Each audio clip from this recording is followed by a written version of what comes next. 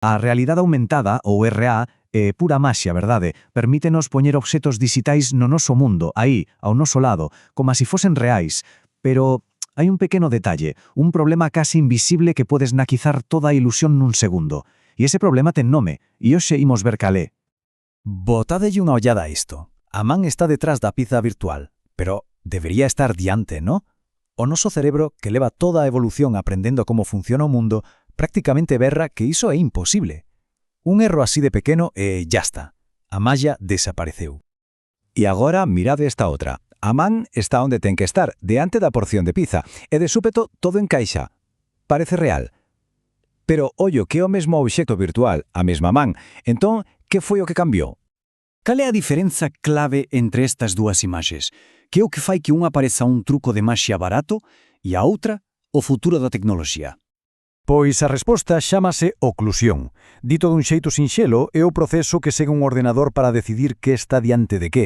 E aínda que pareza algo trivial, resulta que é un dos problemas máis teimudos da informática. Un auténtico quebracabezas que as mellores mentes levan case 3 décadas intentando resolver. Para que nos fagamos unha idea da dimensión do asunto, o estudo no que baseamos esta análise revisou 161 artigos científicos. 161. Todos publicados ao longo de case 30 anos, e todos centrados en resolver este único problema. Alucinante, se o pensamos ben. Vale, pois o primeiro gran desafío é o que se coñece como o problema da orde.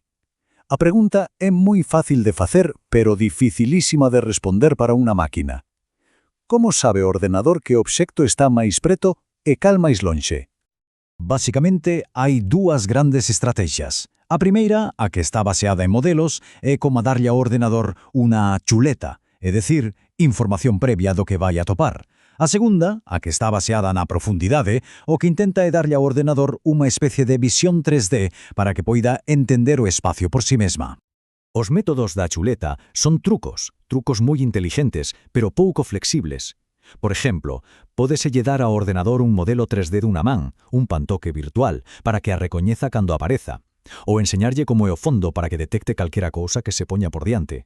Mesmo se pode programar para que asuma que a cor da pel sempre vai estar en primeiro plano. Funcionan, sí, pero só en situacións moi controladas. A outra estrategia, a de darlle visión 3D ao ordenador, evolucionou unha barbaridade. Nos anos 90 imitábamos os nosos ollos usando dúas cámaras. Nos 2000 ya se usaban múltiples cámaras para máis precisión. Na década de 2010, aparellos como o Kinect proxectaban luz para apalpar o espazo. E hoxe? Pois hoxe, un simple teléfono móvil pode facer maxia cunha única cámara. E aquí vese como funciona isto na práctica. Dispositivos como estas lentes intelixentes se escanean arreo que teñen diante, creando un mapa 3D do mundo en tempo real, como esta malla digital que se ve na imaxe. Con este molde da realidade, o sistema sabe exactamente onde acaba a mesa e onde empeza a parede. Así pode colocar obxectos virtuais cunha precisión milimétrica. Moi ben, xa sabemos como ocultar un obxecto virtual detrás dun real. Pero, e se queremos facer xusto o contrario? É dicir, se o que queremos é ver o obxecto virtual a través do mundo real. Pois aquí entramos no segundo gran desafío. Como crear unha visión de rayos X que sea acrible e non confunda o noso cerebro. Tal como di a investigación, os seres humanos non temos visión de rayos X. Polo tanto, o reto non é solo técnico, senón tamén de diseño, case de psicoloxía. Como lle amosamos a alguén algo que está oculto sen que o seu cerebro pense que sinxelamente está flotando diante de todo demais? Para conseguir esta ilusión, os deseñadores teñen varios trucos na manga. O máis sinxelo é facer o obxecto semitransparente. Outra opción é debuxar só os seus contornos, para non sobrecargar a imaxe. Tamén se poden crear fiestas virtuais que fan como un buraco no mundo real para amosar o que hai detrás. Ou mesmo engadir liñas de perspectiva, que axudan o noso cerebro a situar o obxecto no espazo. E aquí vemos un enfoque moito máis radical. En lugar de facer transparente o obxecto virtual, esta técnica o que fai é distorsionar a imaxe do mundo real, como se estivese a dobrar o espazo diante nosa para poder ver o que hai detrás. É unha solución, canto menos, espectacular. E chegamos ao terceiro e, probablemente, o máis difícil de todos os desafíos. Agora xa non falamos de software ou algoritmos, senón de física pura. O problema está na propia pantalla. E aquí é onde a enxeñería ten que luitar contra as leis da óptica. A ver, hai dous tipos de pantallas de RA. As OBST, como a do móvil, gravan vídeo e meten os gráficos por riba. Aí a oclusión é doada porque o ordenador ten control total sobre cada píxel que vemos. Pero as pantallas OST, como as das lentes inteligentes, son transparentes. Vemos o mundo real directamente a través delas. Entón, como se consigue que un obxeto virtual pareza sólido e bloquee a luz nunha lente que, por definición, é transparente? Este é o kit da cuestión. Nas pantallas transparentes, os obxetos virtuais adoitan parecer fantasmas, espectros semitransparentes. Perden cualquiera sensación de solidez porque a luz do mundo real os atraversa. E iso, claro, rompe por completo a ilusión de que están realmente aí.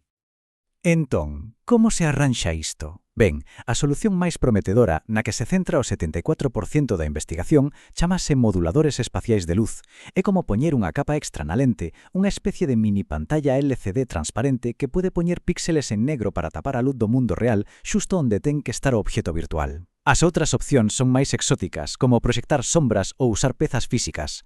Solucións, todas elas, increíblemente complexas. E entón, despois de case 30 años de traballo, onde estamos? Pois a oclusión segue a ser un dos grandes cabalos de batalla, un dos grandes desafíos pendentes na busca desa realidade aumentada perfecta sen fisuras. E o camiño que queda por diante aínda é longo. Hai que conseguir que todo isto funcione en tempo real nun móvil sen fundir a batería. Hai que ensinarlle os sistemas a entender obxetos que se deforman como a roupa ou as mans. E logo está o gran soño, facer que todo isto funcione en exteriores coa luz do sol cambiando a cada intre. A gran esperanza, pois como en tantas outras cousas, a intelixencia artificial, que aprenda a ver o mundo como a nós e resolva a oclusión dunha vez por todas. E todo isto lévanos a unha última pregunta. A oclusión pode parecer un simple detalle técnico, pero en realidade é a última barreira entre unha curiosidade tecnolóxica e unha auténtica revolución. Resolvelo é a chave para unha RA perfecta. E cando consigamos, cando o virtual e o real sexan de verdade indistinguibles, como vai cambiar a nosa forma de ver o mundo?